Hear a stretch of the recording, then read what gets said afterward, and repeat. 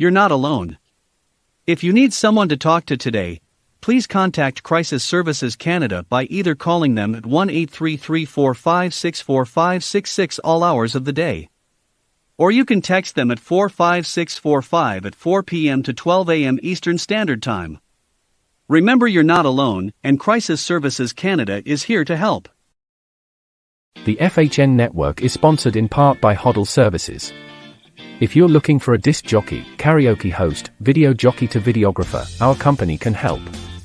With over 20 years of experience, we would be happy to help with your special event within Ontario, Canada. You can contact us at 226-988-2895 or visit us at our website at hoddleservices.vpweb.ca. That's HODDLE Services. We look forward to hearing from you and helping.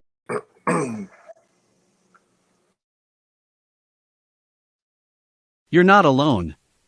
If you need someone to talk to today, please contact Crisis Services Canada by either calling them at 1-833-456-4566 all hours of the day.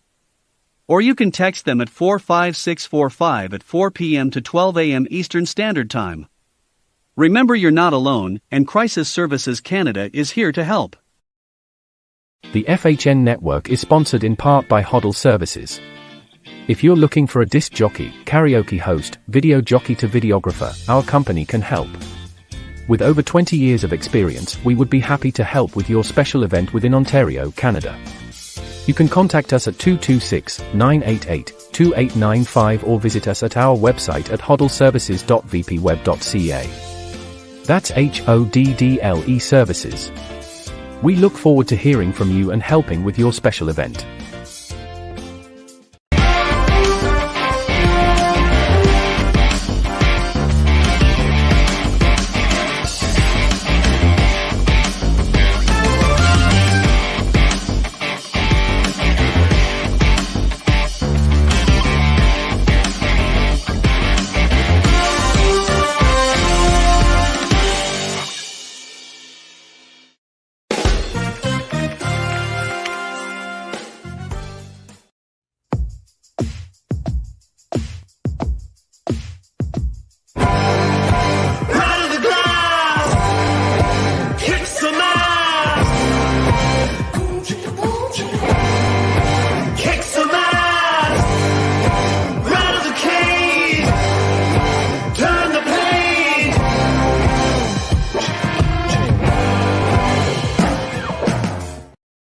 Hey, what's going on, Off the Puck fans? Thanks for tuning in to the live recording of Season 3, Episode 18 of Off the Puck Hockey. Kidding me?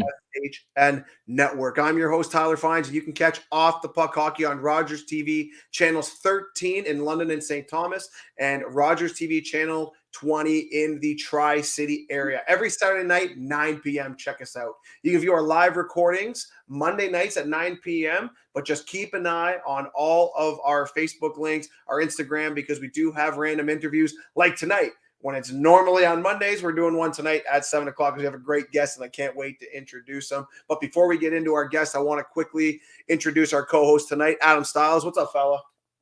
Hey, buddy, just made it back there quick. Had a quick little gaffe. I tried to share it on Facebook and got disconnected quickly. So, yeah, I'm back, but I'm happy to be here. I'm really excited, man. This is a great one. Being a goalie myself, man, this is right up there with some of the best, man. I'm really excited.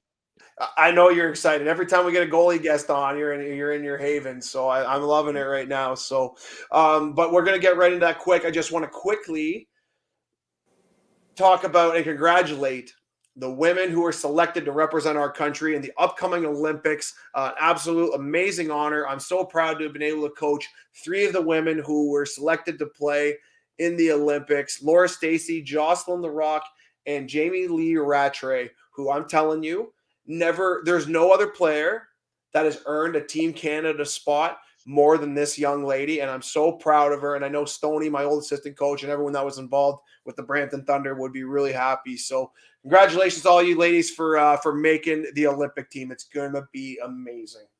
Yes, congrats. right? And you know what? I like to introduce our guest. He needs no introduction. The minute everyone saw him, he knows who he is. They've been seeing him on TV forever now. He's been a staple for Hockey Night in Canada for many years. Probably one of the most respected analysts in the NHL. Played 15 years, accumulated 677 NHL games. Former Islander, King, and Shark. Please welcome Mr. Kelly Hrudey. How are you, sir? I'm doing well. Tyler and Adam, congratulations. 3 years. That's a good run for you guys. And by the way, I echo your thoughts, Tyler, about congrats to the women chosen to go to Beijing and represent our country. That's awfully cool, too, that you had a chance to coach 3 of those spectacular hockey players. That's very, very cool. So, quick story. When I actually got the privilege of coaching the All-Star game at the ACC, and funny story is Adam Stiles had a cousin who played for me as well on the hockey team. He got tickets. Candace Stiles ended up getting tickets to come. So I brought Adam and his wife Brianne, and Adam on the way in front of Real Sports grabbed Dougie Gilmore, took a selfie with him. Doug Gilmore never even knew he was taking the selfie with him, by the way. Still got the picture. And then as we're coming in, I said, "Hey, do you want to come downstairs?" Because we're in the back room, downstairs by the Leafs dressing room, and sees Glenn Healy. And so Adam, Glenn, and I took a picture together, and Adam was pumped about that. But and Kelly, awesome. Kelly, the best part was when he walked by, I read who was it? Is Wendell's or there's somebody's book I read, and they call him Heels, and that's what you guys call him, Heels. Yep. So he walked by and said, "Heels." And he turned around quick, and he looked at me, and he just looked at me, kind of like, "Oh, just you." And he goes, "Oh, I thought you were somebody else." Just me. I just want a picture with the Heels. Why don't you have a Glenn Healy jersey in the back behind you instead of Felix Potvin? That'd be cool, right? Yeah, that one's behind that one. Hey, I love backup. Listen, I played against Felix, and I was a big fan of his. He was a fantastic goaltender and ended up playing in Los Angeles, where I played for almost 8 years. So kind of cool connection. Yeah, I actually had a little question there about you, just like from opponent goalie standpoint. Just, how good was he just to watch and play? And I just like to hear from you first perspective. Like technique-wise back then and athleticism, he was right at the top. And I always admired the style he played. He was quite a bit younger than I was, so he was more current with the way to play and the transitioning of the position from, back when I started playing in the 60s, growing up, it was all stand-up. And, of course, you look at it today and it's a completely different looking position, but much, much better. And Felix was a part of that change. I always remembered one I guess, negative thing about Felix, though, that Rick Wamsey, the goalie coach in Toronto, said at the time that they have no problem with the way he plays. They have a problem with where he plays. And that kind of made sense, because the one thing I think it would have helped Felix Potvin back then is if he would have played out a little bit more. He was always on the goal line. And it takes that's an awfully hard way to play. I can only think of 2 goalies that have gotten away with it big time, and that's Dominik Hasek and Henrik Lundqvist. And for the most part, everybody else has to play out a little bit further and give yourself more of a chance. Yeah, and you mentioned Rick Wamsey there. He's a hometown hero around here. Right. Actually won his goaltending award through Port Over Minor Hockey. I hold the record 3 times, not bragging or anything, no big deal. But we had Rick on, I don't know, about a couple months ago back, and he gave us a little insight of Felix as well and told us a couple stories. Yeah, it was pretty cool. Did he say? I always love Felix stories. Did he say anything? What's that guy? I just said. Yeah, he kind of did. He said some of the same stories, and then who was Warren? Who was Todd Warner? We had him on, and he was telling us some stories about him, and he said he was a kind of a gothy guy. He kind of wore like trench coat and makeup. He said he's kind of scary tough too, as you see in the Ron Hextall fight. And, it's just cool to hear the inside stories. I just love it. I also wanted to ask you, Kelly, over this COVID times, how has it affected you in your traveling and such? And I also have a video that may suggest it might have affected your weight a little bit. All right. Throw her up, Wamsey. A lot there. So my travel prior to the pandemic was off the charts. I was so into it that I had no idea about how much I was traveling. And so I would look back now and probably say that there are certain years where I would, I think I go back to 2016 when there was the World Cup and then the NHL season and playoffs with the World Cup, because I had to go to St. Petersburg and Prague for 2 pre-tournament games. And then I was in Toronto for about 3 weeks or 2 weeks for the World Cup and the NHL season. I was gone for about 220 nights just during the hockey season. And so you can see that really adds up a lot. And then when the pandemic hit and we all started to stay home, there you go. There's a watch Kelly's button here. Watch. Oh! The story behind that's way funnier than the button actually, but Their reaction's the best. It's just a crazy world now that we don't travel as much, and now I'm back to staying home, so it's just a different world again. Yeah, their reaction, them laughing was just the best. It just got everything. And then when I threw the video up there in the group chat, that's what all the boys were like, you gotta talk about that. I was like, oh yeah, I'm like, that's a good one. I know you had a good laugh about it as well. I did. And talk about let me just tell you the behind the scenes story, which I think is fun. Oh yeah, yes, please do. So that happened about 20 seconds before we were going to go to air. So that wasn't live. So when we were go to air, the button popped off, and I thought it was so funny. And Rick Ball, my broadcast partner, we were killing ourselves behind the scenes laughing. So that when I see that button, it's only mildly funny to me because that's not the real story. And so we were killing ourselves laughing. And now about, like I said, 20 seconds later, we're going to go live in the second intermission of the Flames broadcast. And we were laughing so hard that we tried to get it together. And it would have been really gross for us to go live and laughing because the Flames that night were getting smoked at home, something like 7-2 after 2 periods. Oh no! So it'll look really irresponsible of us as broadcasters, and so our producer Scott Lennox made the decision to throw that in off tape, and so it made sense why we couldn't really regroup and we were laughing a little bit to make it seem as though we weren't laughing at the Flames themselves for being down 7-2 or whatever the score was. Yeah, that's good. They're not that sensitive. They could have got over that. Teams are sensitive. Trust me, Tyler. You know what? Let's actually. I want to touch on that before we really get into it. You know, what is I guess I don't want to call it the mandate, but like you obviously as a broadcaster, you have to be. You have to find that middle ground. But I mean, like I'm assuming no one takes a joke anymore. Is that what's kind of what the deal is? Well, you have to be sensitive to people and their craft and how hard they've worked at it. And I think something that I try to be mindful of is their mental health. And so being a broadcaster today is different than when I started, 20, well, I guess if you go back to part-time when I was still a player about 27 years ago, and you could say something and maybe to a certain degree, there are no repercussions. In today's world, you have to be very mindful of what a player may be going through. And so I personally think that it's not so hard for me to be in the middle ground because, frankly, I don't cheer for anybody. As a Flames broadcaster, it makes my job a whole lot easier if they're winning. But, I go home at the end of the night and that's it for me. Whereas on a hockey night in Canada, same thing. I don't cheer for anybody. I'm just telling you as a national broadcaster what I think about a particular game or 2 teams or people, but I don't have any affiliation to a team other than Calgary, and that's only on the surface, really. Yeah, so back to your gaffes there. We all have our brain farts and stuff, and I'm sure you had another one on TV. I actually watched the video, and you were saying something about the Vegas Golden, and you said Vegas Golden Nuts. So that is funny. That was the first year that Vegas was in the league.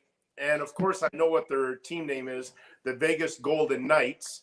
And somehow in the first 4 minutes or so of the broadcast, Rick and I are on air, and I called them the Vegas Golden Nuts, and now I can't stop laughing. So we're doing the game live, and so I had to push my cough button down almost the entire first period because I just couldn't regroup. I just couldn't stop laughing. Now, after, I don't know, about 8 minutes of laughing, I got the stink eye from my partner, Rick Ball. He's looking at me like, okay, try and recover here, bud. We still have over 2 periods of hockey left. But I got it together in the first intermission. We finished the broadcast. But that's one of my favorite. And I know people on social media were laughing and giving it to me about that mistake. But that's just one of those, things that, dumb things you say. And when you're doing live television, you're going to say a lot of dumb things that just, they sneak out and there's no taking them back. Absolutely. Yeah, it happened. Yeah, there's nothing you can do. It just happened. Just roll with it and just live up to it. And that's what you got to do. You're talking about Rick Ball. How do you guys just get along? So you guys are just such a great tandem. Probably one of the best going. How do you guys just feed off each other? How do you guys get going so well? I appreciate that, Adam. Well, Rick and I first got to know each other in the summer of 2004, I believe. He was a Vancouver morning radio host. He was doing sports as well, but this was kind of like a sports just talk show, but it had things about society in it. It was a really, really cool show. And I was invited out. So I went out one week, and Rick, of course, was the main host, and Barry McDonald was the co-host with Rick, but Barry was on leave. And so I had the chance to get to know Rick in those 5 or 6 days I was out there, and we really hit it off. And then when the Flames, or when Sportsnet took over the contract for the NHL, and they were looking to make a change with the Flames broadcast, they were looking at bringing in Rick, and I highly recommended that move. I think I may have been hired at that point already. And so I was asked a couple of questions. I said, no, he's a fantastic broadcaster, and he and I are tremendous friends also. So it's not as though, Adam and Tyler, that we have to work at our relationship. It just comes naturally. And Rick has got such a great sense of humor. And by the way, we each understand the other guy's cadence, which is so important to broadcasting, so that I have a real good idea when he may be coming to the end of a sentence and vice versa. And I noticed the same thing. I watched, I was away from the broadcast last week, and so Cassie and Rick Ball were doing it. And the same thing, they're just working together so often now that they're meshing so well. It's just fun to watch. Absolutely. And another guy you probably know pretty well with the Flames, Ryan Leslie, another Port Dover guy, friend of the show. I reached out to him today just to kind of see if he had anything to ask about it. And he had a lot of good to say, nothing bad. A couple of maybe stories you can tell us, but he just telling you're one of the hardest working guys he knows. You love your red wine, he tells me. You like your golf, and he was just telling me he said tell me some of your best John McEnroe stories, which I was really intrigued by. God. What do you have on John McEnroe? Well, when I was in Los Angeles, I got to know John a little bit, and that's when he and Tatum O'Neill were still married. And so my wife and I went over a couple times. One time it was just the four of us that had dinner. A beautiful place. I don't know if he still has it, so I won't say where it is in Malibu. It's a beautiful place. But and then we were invited to a birthday party, one of John's birthdays, and it was just ridiculous. The people that were there, it was only like 14 people, and there's Bruce Springsteen and Bruce Willis and Eddie Van Halen and his brother Alex and Valerie Bertelli, and it was just nuts. And so that LA lifestyle was just different. It's hard to explain the people that you ran into, and certainly there are a lot of Gretzky celebrations after he'd break another particular record. I remember one time we were in Beverly Hills at a restaurant after Wayne had broken another one of Gordy's records, and there was Tom Hanks and his wife Rita Wilson, and my wife and I spent about 15 minutes or half an hour chatting with them. And it was just, it was like that because it was Gretzky, right? It had nothing to do with me or any of my teammates. It was all Wayne. It was just weird. Yeah, absolutely. Yeah, that's crazy. And I can only imagine in LA and hang around Wayne and all the other big wigs that you got to hang around with. What kind of sights you've seen? That's just crazy. That's like a rock star heaven right there that you're at that party. Who? Where do I want to go? Your internet keeps cutting me. I never know when you're ending. That's the problem. We need TSN or Sportsnet. Yeah, we need their internet coverage. That's your problem. You got to move out of Port Dover and get some real internet. That's what we got to do. We'll start there. But I was just going to ask about your time in your time in LA, Kelly. I mean, obviously, you just talked about some of the celebrities you got to meet, but you went from New York, which is also a great hockey town and a great city, to complete opposite transition. What was that like for you and your family? Well, it was different because when I was in New York, that team was so successful, and I got the tail end of it, right? They had won 4 consecutive Stanley Cups, and then my first year we went to the finals as well, and we lost to Edmonton. But I was surrounded by 5 future Hall of Famers, Mike Bossy, Brian Trottier, Dennis Potvin, Billy Smith, Clark Gillies, and then a number of other stars. And it was a really great experience for me. I was 22 when I made the Islanders, and just to be around those players and that mindset and that work ethic. Al Arbor was an incredible coach. Al had won the Stanley Cup 8 times, 4 as a player and 4 as a coach. And so to be around those experienced NHL players really set me on the path to having what turned out to be a long career. But then, and at that time, living in New York, you get interviewed a lot because of all the publicity around the team and the media coverage in New York. But I thought I had a grasp of hockey celebrity because of those players I mentioned until the 87 Canada Cup when I played with Wayne. And that was at an entirely different level. I had no idea. I had no grasp of it. And then furthermore, when I was traded to Los Angeles, and to see that hockey market just explode because of Wayne's presence was really fascinating to watch and to see it grow. And that's one of the things that a lot of us players from that time were so excited about when LA won their first Stanley Cup in 2012 because of the interest in the sport when they won the cup, and from where we saw it when we first moved there. Like when Wayne went there in August of 88, I went in February of 89. There's very little attention paid to the NHL and hockey and at the grassroots level.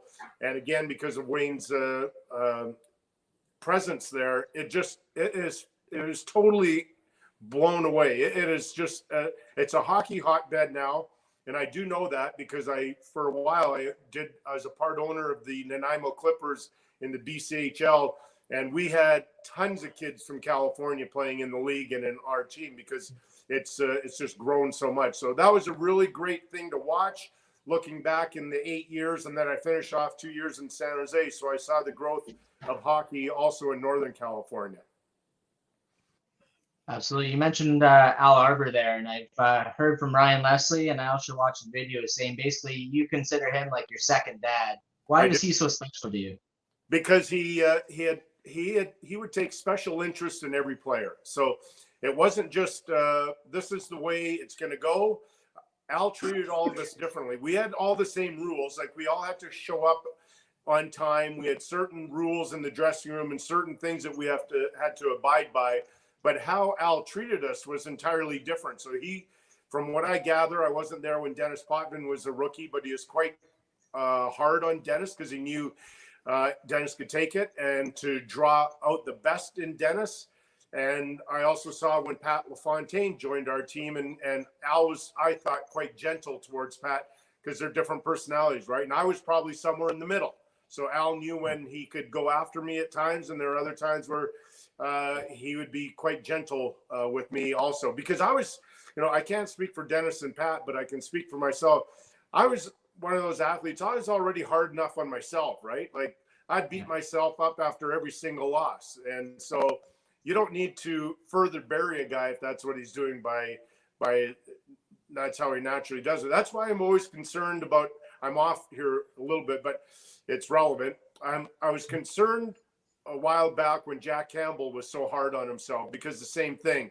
You know, there's being hard on yourself, and then you at times you've got to be kind, because in particular, and you know that position, Adam, it beats you up at the best of times, and you can't go down that road and start just continually bashing yourself, because it's hard to recover. But anyways, Al knew that about people, and he knew he was more like a coach and a psychologist than just a hockey coach. So yeah, he's more like a new style, new age coach. He is back and stuck in the old days, kind of. And that's awesome, man. That's well respected, and I understand why you respect him so much. That's kind of what you want, to kind of know each player, know their needs, and the way you can treat them and get the best out of each guy. Findsy knows that as a coach, AJ. Findsy.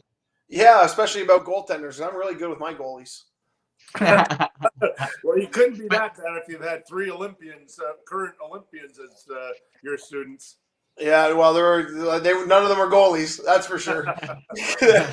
No, that was a while. Like I said, it was probably about 5 years ago. I got the pleasure of coaching those girls, but I always just joke. Like I try to treat my goalies as best as possible, include them in practice. They're not just pylons, but understand that how tough a position. It's a lonely position, and there's a lot of weight that goes on the back. I said I only have one rule: stop every puck. Well, that's the goal. It's never going to happen, but that is the mindset every time it's out there, whether it's a game or a practice, right? And so that is the one thing that I find so intoxicating about that position, is that every day is different. And, I played pro for 17 years, 2 in the minors and 15 in the NHL. And I can tell you, most days were all different for an assortment of reasons. And so that's why that position, once you get the bug, you don't lose it. I had a question kind of along the lines there, Kelly. Like goaltenders can be a very lonely position at times. You're in your own head all game long. You got a lot to think about. You can get off the game, your mind going every which way. How did you for yourself control those thoughts and try to focus on the game? And I know you dealt with mental health a little bit. How did you block all that stuff out? Okay, so I learned, I don't know when, I think, but most likely junior.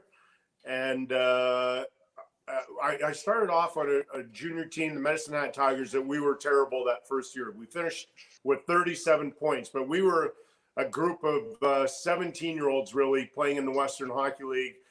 And that our team was built for the next year or the following year after that. And as you guys know, there's a big difference between a 17-year-old hockey player and a 19-year-old hockey player. And that first year we lost so often, I gave up so many goals, that I think somehow I discovered the art of just forgetting about a goal, just moving on. And it was a skill that was really helpful the further I played. And when you think about it, you're going to give up a lot of goals. So my thing was, and it's a very simple tool, and it was, I would convince myself, just make the next save. Who cares about what just happened? And it was just focus on making the next save. Didn't matter trying to make the next 5 saves. Didn't matter if the score was now 3-2 for us with 4 minutes to go. Just make one more save. And it was kind of cool, because when Tiger Woods burst onto the scene, and I heard that was a tool that his dad gave him. After a bad shot, Tiger, you're allowed to be mad for 10 seconds, and that's it.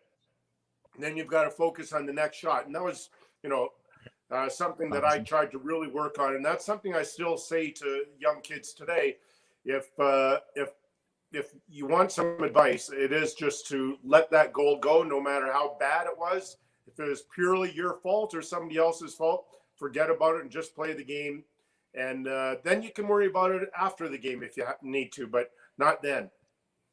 Yeah, absolutely. Yeah, I always found my little one, I would always try to break the game up into little 5-minute segments, little 10-minute segments, like think of it as a little game, right? All right, I got to win this little game to get to the next little game, and so on and so on. And that helped me a lot. But yeah, I always found myself wandering sometimes. You're thinking of the stupidest things you can think Right. of. Just like, why am I thinking of that? But it gets lonely at times, and you have a lot of time to think about stuff. But yeah, it takes a lot. It's a big mental game as well. Yeah, well, that's the biggest thing about that position. And you're right. That's what I did also. I broke the game or the period down in 5-minute segments because I knew I could be perfect for 5 minutes. Sometimes I was, sometimes I wasn't, but that's how I convinced myself. And then if I did give up a goal, it's another 5-minute segment, right? And it's so much easier on the brain than thinking I've got to be perfect for 60 minutes because I could convince myself I could be perfect for 5, right? But 60 or 65 if there's overtime, and if it's a playoff game, it could go who knows how long, right? So 5-minute segments was way easier on the brain. Yeah, exactly. I found it really helpful, and just go 5 by 5.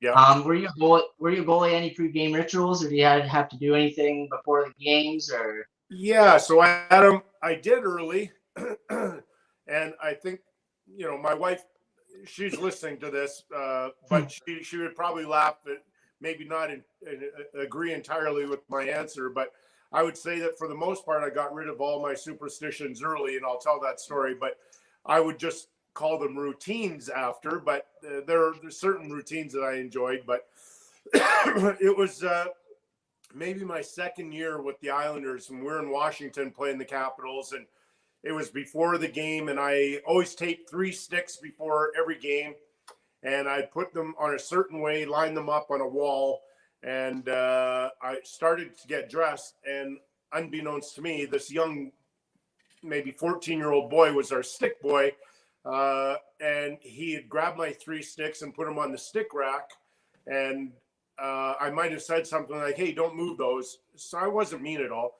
But Dennis Potvin said something like, hey, Kelly, honestly, if you're going to let that bother you and think that that is going to have some impact on the outcome of the game, you've got a long way to go, my friend, because moving sticks has no bearing on what's going to happen in tonight's game.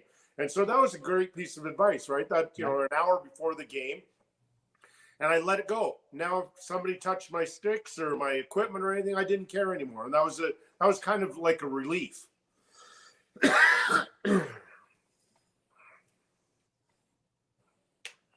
No, I think that's huge in hockey, and you can tell that that these players, like especially like a guy like Crosby, he's just obsessed with his superstitions and his routines and his patterns, and even you watch some of my favorite things right now are the montages of the players, the cameras following around in warm up, and they're the exact same. I'm talking exact same line, a skating pattern. Exact same sticks.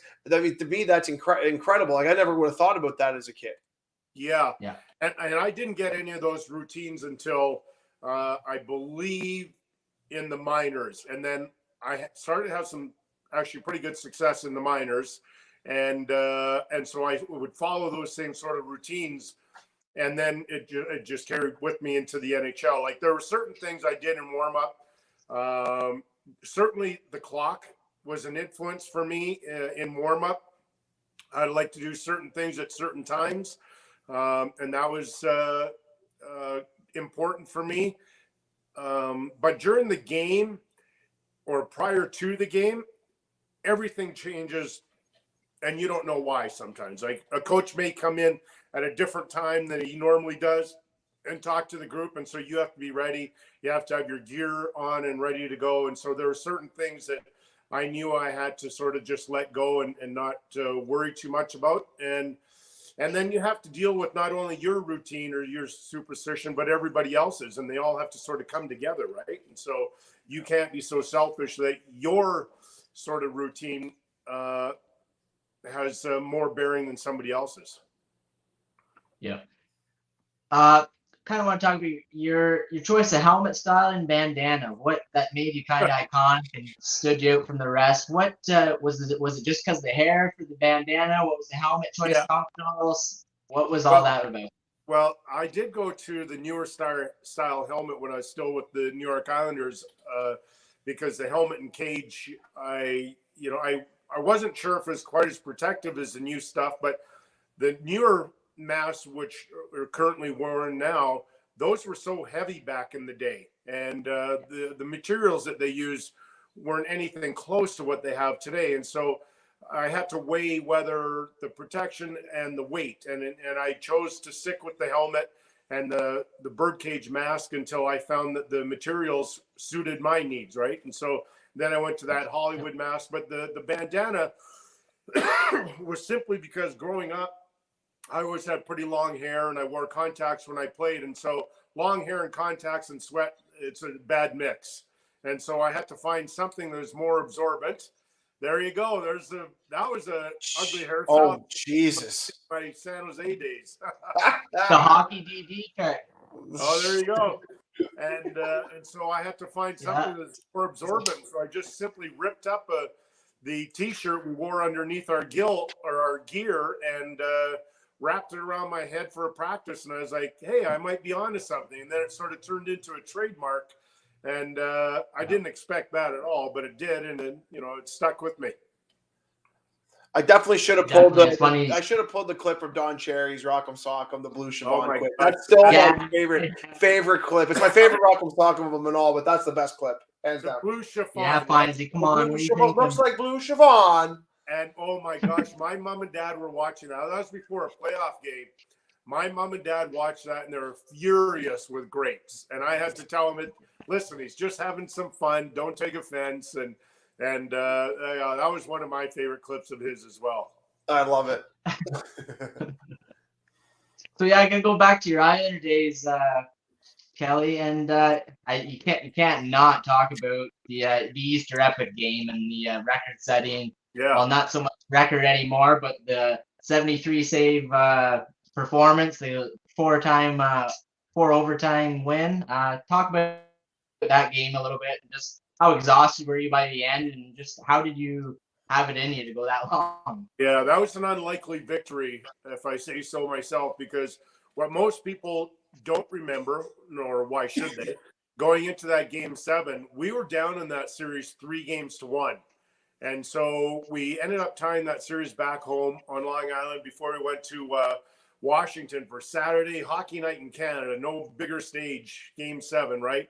Again, what most people don't recall from that game is that through injuries, we were without Mike Bossy, Dennis Potvin, and Brent Sutter, and Brian Trottier was playing with a separated left shoulder. So the odds were clearly stacked against us when you have those sorts of players out or injured.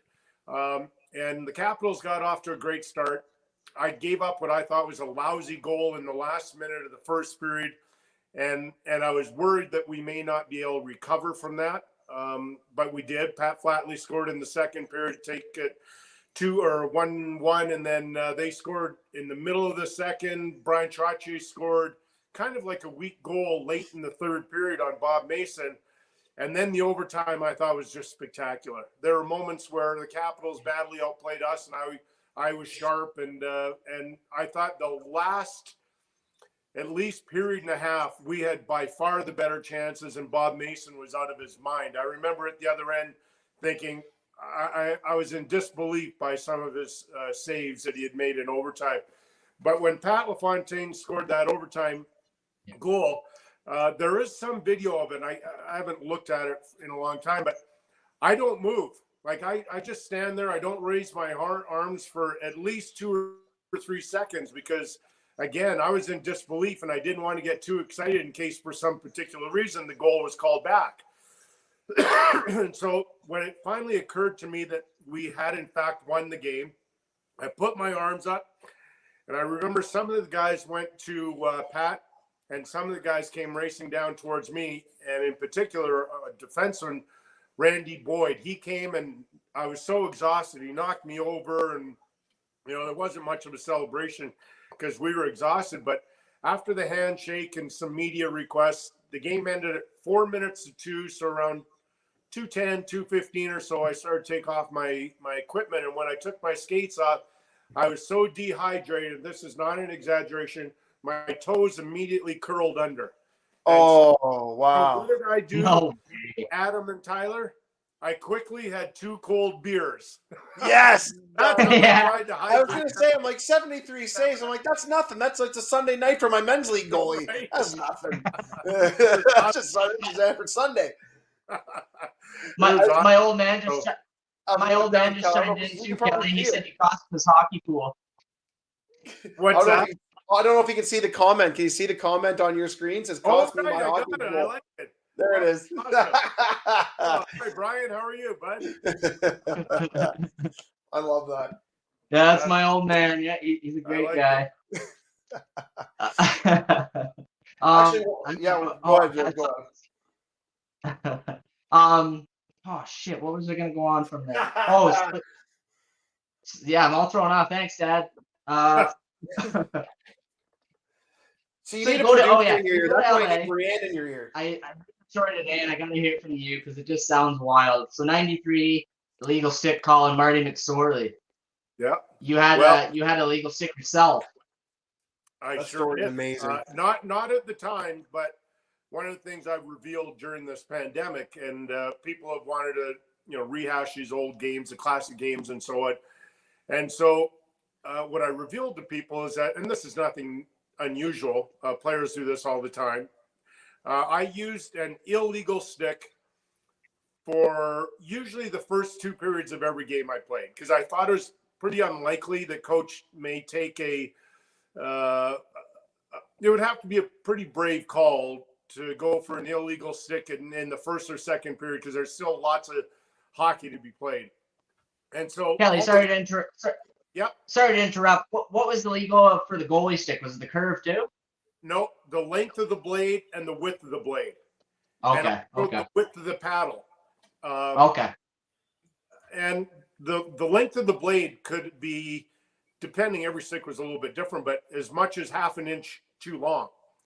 And so for the start of every third period, now I would change it in particular in a playoff game if my spidey senses said to me, this is a pretty close game here in the second period, I better do something smart here and go with the legal stick. And I had a particular way of marking my my stick, so I knew not many people would have known which was legal and illegal based on this felt marker that I would identify legal and illegal.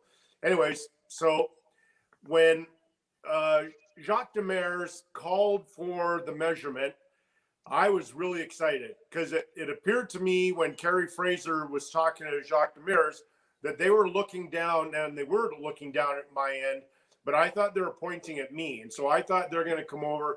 I thought Kerry Fraser was going to come over and grab my stick and take it to the penalty box and have the measurement. Unfortunately for us, it was Marty, and we know the rest of the story that we ended up losing. Eric Desjardins scored a hat trick that game, including the game tire with under about a minute to go, and then in the first minute of overtime. Now, I will say this in defense of Marty. We did lose that game because of the illegal stick, but we didn't lose the series because of that.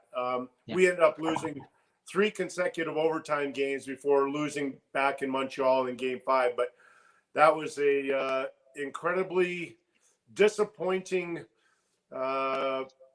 memory in my hockey career. By far, it's the most disappointing memory I have of playing in the league. And you would think it would be the opposite. If you get to the finals, you'd think you'd have some pleasant memories, but I don't. Yeah, exactly. Yeah, that's I heard that story today, and I was just laughing and everything. Right. I'm sure Kelly was laughing too, there, Adam. Yeah, I was just laughing. Yeah, I was just laughing. No. These guys failed. Yeah, I was just laughing. Too bad. No. I was laughing at the story. Fine. What's wrong with Yeah, I'm sure you're laughing at the story. I'm sure Kelly appreciates your laughter too. Why not? Anyways, Kelly, in '93, little sore with me and the Leafs. Was it a high stick? Well, looking back, it certainly would be. But you know what, Adam? Here's what I tell all Leafs fans. They still had Game 7 on home ice. Yes. Now, Al Arbor taught me and my teammates many, many lessons, and one of them was there's going to be calls that go for you and calls that go against you. And that's just sports. And so whenever I hear somebody whine about a missed high stick, I go, there are other things, trust me, that went on in that series that worked in favor of the Leafs. And we don't whine about it. And they had, like I said, they had home ice advantage and they didn't take advantage of it. Yeah. Oh yeah. Absolutely. Absolutely. Yeah. I just like to bring that up all the time. Oh, and trust me, when I'm walking downtown Toronto towards the studio or wherever, you hear it? I still hear that. So I'm not surprised you brought it up, my friend. Oh, absolutely. Yeah, you got to as a Leafs fan. We're always butt sore about that one, and always will be. But it is what it is, and hopefully our time comes soon. But yeah, speaking of Wayne Gretzky, just I almost speechless with that guy. Can you just enlighten us maybe with some Wayne stories, being in the front row seats and watching that guy just do what he does? First, I'd like to thank Bartlett, was it, that had the comment about he appreciates Barrett. Sorry, thank you. I appreciate that comment about you appreciate Rick Ball and I. Very kind. Okay, so Gretzky. I have a couple things that come to mind. First of all, his overall awareness of everybody in the league and how they're doing. So I'll give you an example about that. So we would be sitting in the dressing room at home, getting ready. Let's just say our opponent that night were the Vancouver Canucks in town. And Wayne would come in while we're getting dressed. So about 20 minutes before warm up, and he'd be putting his gear on and go, guys, this is a huge game for us. We need these 2 points so we can leapfrog maybe Vancouver that night, because Edmonton's in Philadelphia tonight. They're on Long Island tomorrow. Then in 3 nights, they're in Boston, and then they finish off in Hartford. And then he'd tell us where Calgary might be playing their next 4 or 5 games. He knew everybody's schedule. He had a feeling of how every team would do on those road trips. It was an insight into a hockey mind that I had never seen before. We would usually just focus on tonight's game, and yet he understood the league and where everybody was playing, how they were playing, and so he kind of figured out the outcome of those games. It was phenomenal. And then lastly, and there are many stories, but this one is just about how humble and graceful he was. So back in around 91, we had a young player by the name of Peter Preisler. Now, Peter might have been from Prague, I think. And Peter was a left-handed shooting defenseman. And like most players at that time, coming over from overseas, he didn't like to get hit. So if it looked as though he might get hit, he'd just throw the puck away. Unfortunately for Peter, we were playing at home, and he threw the puck away in this game with about 10 minutes to go. The other team intercepted it, and they scored on me. And after the game, I was furious. And normally I was mad at myself. That game, I was mad at poor Peter Preisler for throwing the puck away. And so Wayne and I were in the shower after, and I'm furious, right? I'm throwing shampoo bottles around, I'm throwing soap, and I'm swearing, and I'm saying a whole bunch of really bad things about Peter. And I don't know how long my tantrum lasted, 5 minutes or something, and nobody else is coming in the shower. They're scared about what I might do. And so my tantrum is finally over, and Wayne looks at me and he says something like, Kelly, let everybody earn a living. If Peter's not good enough, they'll find somebody new. And unfortunately for Peter, it didn't turn out, but what grace under fire, right? Like, the pressure was all on Wayne to turn around our franchise anyways. And he put me in my spot, and I never treated a teammate like that ever again, which was good. Yeah, that's a hell of a man. It's nice to hear that he's right? not only great on the ice, but off the ice as well. That's awesome. That's some good stories. And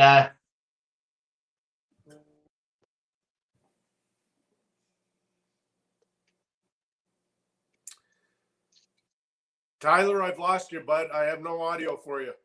Yeah, Tyler, I lost you too, buddy. Yeah, you know whose fault that is? That's mine. That's mine. I hit the cough button. I was just saying, Kelly, I was like, It was I a see him damn next cough to him, button. but I I was can't trying to hear be him. respectful. Mr. Hrudey's telling a fantastic story. I'm trying to listen, and he doesn't need to hear me coughing in the background. Oh, I like it. All right? Okay. Disrespectful. So I'm going to bring it back. I'm going to ask again, and I apologize. Repeat yourself. What do you think about Wayne going behind the as an analyst because the reason I was very skeptical about the NHL about how they selected their broadcasters, depending because NBA had all their all-stars, and hockey's philosophy always seemed to be that the top players end up being executives and not analysts. But I felt that it was almost kind of like backwards because you want the face of your game up front. And that's what I wanted for the NHL. And now they've gone with Wayne and obviously Paul Bissonnette, who was a legend. Not so much, but not as Wayne. But you understand where I'm kind of going with it. I'd really like to see the faces of the game be there and be there all the time.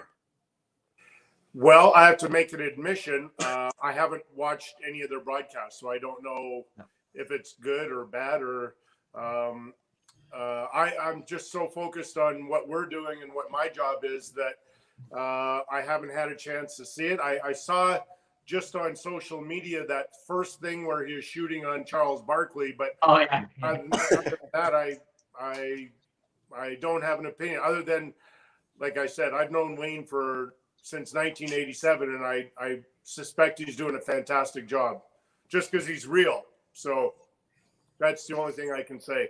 Good enough answer for me. Yeah, it's honest, right? Yeah, no, exactly. I'm gonna bring up Port Dover again. It just seems like it keeps coming up. But another Port Dover hero, Robbie Blake. You see him coming in fresh as a baby. Did you ever think he would just blossom to such a star that he did? Well, yes, because I thought he was an enormous talent early on. Now, I'll say this. I thought he got a lot of help from his D partner early on, Larry Robinson. So I recall a number of times when Rob, because he was such a big man and he liked the physical side of the game, that on occasion he would leave the front of the net and he'd race into the corner to try and separate the puck carrier from the puck and do it in a really physical way. But sometimes he might miss, and then it would create maybe a 2-on-1 down low in front of our net.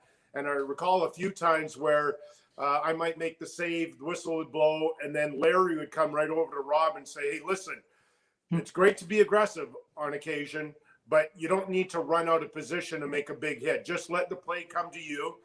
And I recall Rob was such a great student of the game that he took those lessons from Larry Robinson. And so it certainly didn't hurt to have a veteran like Larry teaching Rob. But Rob was on the track to stardom anyways. I mean, he was a phenomenal player. He had a great career, and he works his butt off. Like, you look at the LA Kings and the job that he and Luc Robitaille do there, and how they have stockpiled so many good young players for the Kings. I know it's not necessarily coming through in the standings, although they're on a bit of a run right now, but that organization has stockpiled a number of really good players, so I'm excited for their future. Yeah, they definitely have a great future. A lot of good young players. They're doing good things there. I'm looking forward to seeing Byfield. I really hope Byfield can put it together. I got to coach. I coached him a little bit just in spring hockey, and he was an absolute tank. So I really hope he can figure it out. And I just want to quickly ask you about something that happened today. It blew up all over social media. Was Ron Hextall and the decision on Nolan Patrick. And I just wanted your opinion, not just from a broadcaster, but from a player's perspective on him coming out and saying, Clark saying that, because that doesn't happen very often in hockey. No, it doesn't. That's a tough one because I read that stuff, and I've known Bobby Clark since 1986 or 7, and he is a person that speaks his mind, and so when asked, he's probably not going to protect people or couch things in a particular way. So coming from Bobby, he probably meant well in terms of where the organization is today, but that would be awfully harsh to hear. If you're Ron Hextall and you hear that, and Hexy, he's a good man too. And I don't know this. I kind of suspect that they maybe had a phone call since, and to try and work it out between the two of them, because they're both really, really good people. And when you hear the behind the scenes like that and it kind of embarrasses somebody, I don't like to see it. No, not good at all. And yeah, Kelly, we got the last about 5 minutes of the show, and I have way too much notes as I always do, but I can't just not talk about a big part of your life, and it plays a big part of my life as well. But mental health, just your daughter started this amazing company, and I also want to speak to you about how to get a T-shirt, or you can just let everybody know how we can get a T-shirt or some clothing. But just tell us how she started that company, how everything got going there.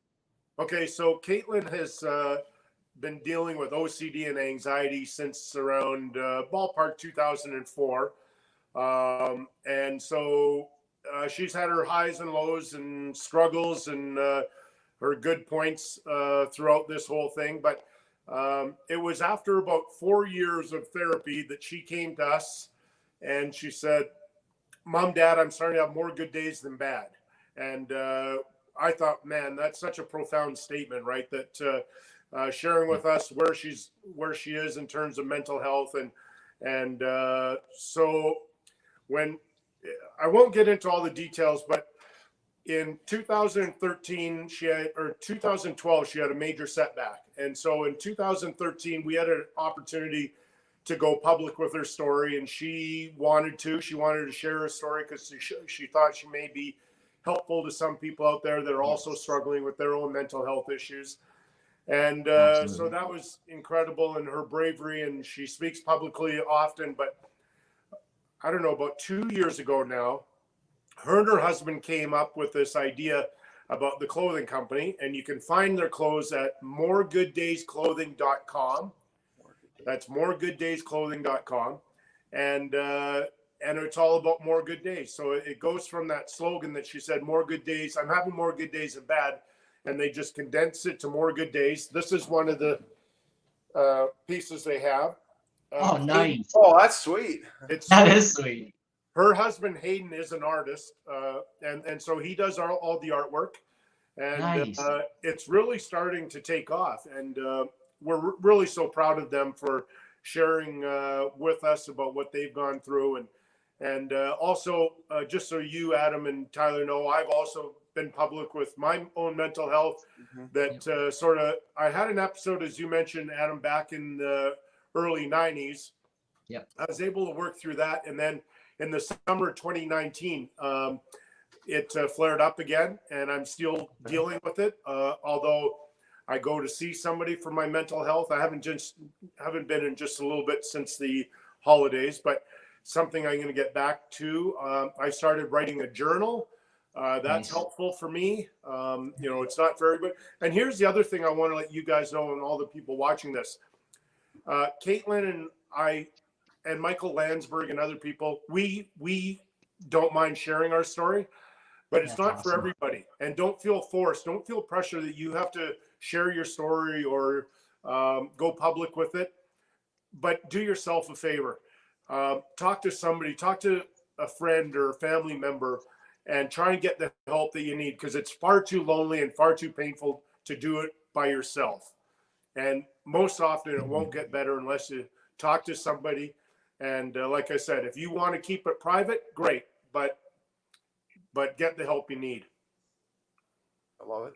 Absolutely, Kelly, agree with you. And back to the artwork on the shirts. I seen the flower pot one you had, and I absolutely love that, man. And like you said, that artwork, everything. I'll be buying a couple for me and my family. And you can thank your daughter for me. I really appreciate her coming forward with her story, and you yourself. It's always nice to see somebody as big as yourself come out and be as brave as you and tell your story, and it makes other people, myself and my family members and everybody out there that's watching, just everybody in the world, just makes it that much easier, as you said, Kelly. And like you said, you don't have to come out and tell the world about your story, but absolutely reach out to one person, two people, just let somebody know. And so you're never alone, man. There's always somebody to listen. And I really appreciate what you're doing for the mental health world, man. And that's what I enjoy about here are three grown men and we're talking about mental health.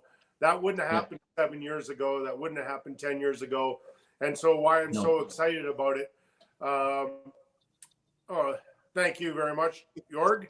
I think one of the things that makes this whole thing so exciting for a lot of us is that if this is what we're doing now in 2022, what's this conversation going to look like in just even 3 years? Because we've made so much progress, right? Everybody's talking about their mental health, and I know the Canadian Mental Health Association will tell us that 1 in 5 Canadians is suffering, and I say that number is far greater than that. It's 4 in 5 or 5 in 5, but that 1 in 5, those are the people that it's completely debilitating.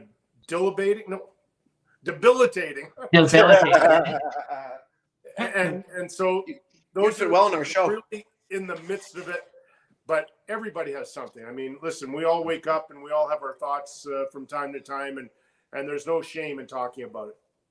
Absolutely. Yeah. And I really appreciate that, Kelly. And I just keep doing what you're doing. And I can't thank you enough ever for that. No. And me too, Kelly. And you know what? Again, as Bob McCown always said, his time's our enemy. And this is one of those times. But I want to thank you so much for coming on the Off the Puck show. I'm sure you got better things to do with your time, but we're definitely going to love it. I enjoyed it, my friends. Thank you very much. Well, thanks for coming on. Hang around for a little bit here while we close out the show. But I want to thank everyone for watching. We had tons of viewers tonight. Lots of comments. Thanks very much for chiming in, everybody. This was great for Adam, myself, and Mike, who's at home dealing with his 12 kids.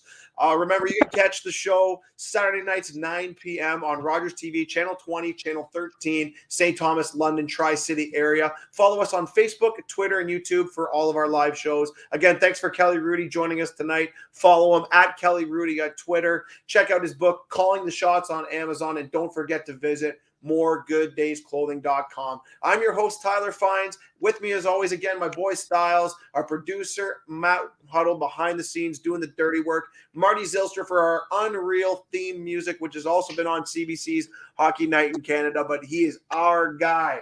We claim him. This is Off the Puck Hockey. Thanks, Kelly. Make sure to check out our past shows from previous weeks on our YouTube, Facebook, or Mixcloud channels. You can always catch up on podcasts while checking out our FHN Network channel on YouTube or Facebook. Or you can listen to an audio copy of our past shows on our Mixcloud channel at FHN_network. The FHN Network, the future of entertainment.